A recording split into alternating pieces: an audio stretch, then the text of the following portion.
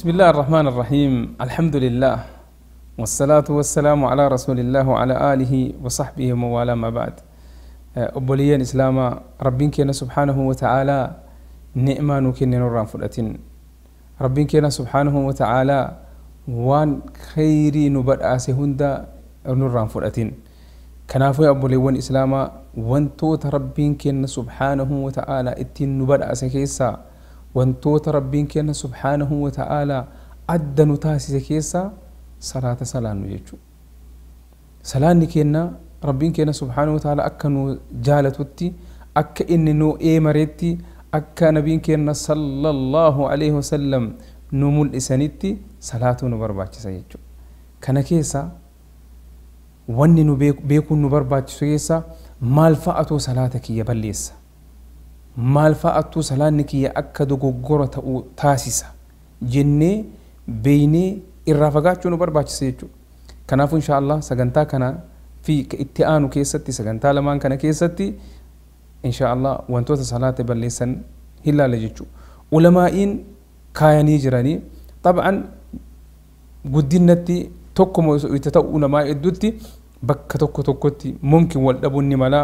والله أعلم كنافو تقف وانتوت صلاة نجلا بلسن كيسا وان نيت أهارا بلسو واني ودو أجابسو هند إساتو صلاة نبلس نمتوكو إيغا صلاة سينبودا يو ودون إسا كديغا متئي صلاة إسا نبدا يجو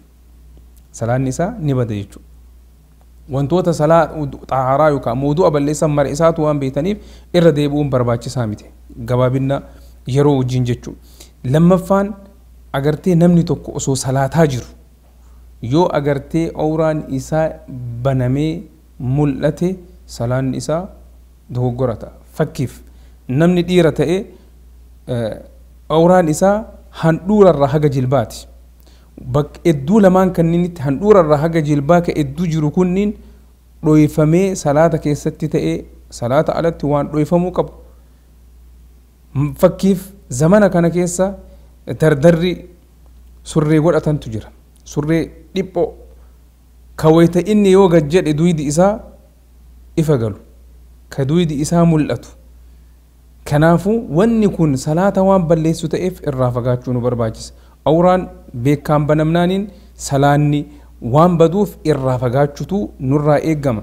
garuu namni tokko osoo hin beekin filannoo isaa malee yoo agartee awraan isaa baname dafee yoo dhoyse salaan isaa homaa hin ta'u jedhan ulamaa'in sadaffaan kan lammaffaan kana sadaffaan qiblaa irraa kara biraa garagalu salaatuma keessa osoo jiru qiblaa irraa yoo baay'ee irraa garagalee jedhe salaan isaa dogoggora ta'a jechuudha qajeellee fuula keenya qiblatti garagallee salaatuu nu barbaachisa jechuu afraffaan najisni agartee huccuu isaa irra yookaa ammoo qaama isaa irra yookaa ammoo bakka salaatu irratti argamu maaliifii kun agartee sharxii salaataa keessaa tokko yoo agartee arge osoo salaataa jiru beeke waan ofirraa baasee achi ofirraa darbuu danda'ee salaata itti fufuu danda'e ofirraa baase yoo hin dandahin waan hin taane yoo taate salaata keessaa bahee qajeelchatee najisa san agartee ofirraa fageessee ofirraa kaasee salaata isaasitti deebi'a jechuudha garuu osoo hin beekin akka najisni qaama isaa irra jiru yookaan ammoo huccuu yookaan bakka salaatu irra jiru osoo hin beekin salaatee eega geesse booda yoo beeke salaanni isaa sirriidha jedhan ulamaa'iin kun afraffaa shanaffaan sochii guddisuu salaata keessatti yookaan sa'aatii ilaala yookaan moobaayila kiisii baafatee ilaala yookaan ammoo harka isaa agartee itti harkaan taphataa yookaan ammoo qaama isaatii yookaan waan adda addaatiin kuni kaasatan yoo fuuldura duuba ta'e baay'ate salaan isaa woytuma sanbada jechuudha salaan isaa dogoggora ta'a kun shanaffaa jahaffaan salaata arkaana salaataa keessaa tokko dhiisu masalan fakkiif salaata arkaana salaataa kudha afran kana keessaa yoo tokko dhiise salaan isaa dogoggora ta'a jechuudha ammas kun yoo hirdhise jechuudha kun jahaffaa torbaffaa irratti yoo arkaana salaataa keessaa tokko dabale arkaana salaataa keessatti yoo tokko dabale salaan isaa dogoggora ta'a jechuudha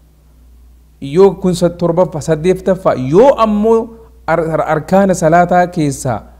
tokko dabaltii godhe reebii hin hir'ise torbaffaa keessatti saddeettaffaa keessatti yoo dabaltii ka godhu taate yoo ka biraa ka dabalu taate مثلا ركعة كيستي وركوع جزية تكتي جونا يوكا أمو سجود ركعة كيستي سجود لما جونا ويت سجود جونا يو سدي جودي دبلتي تجودي سلام نساء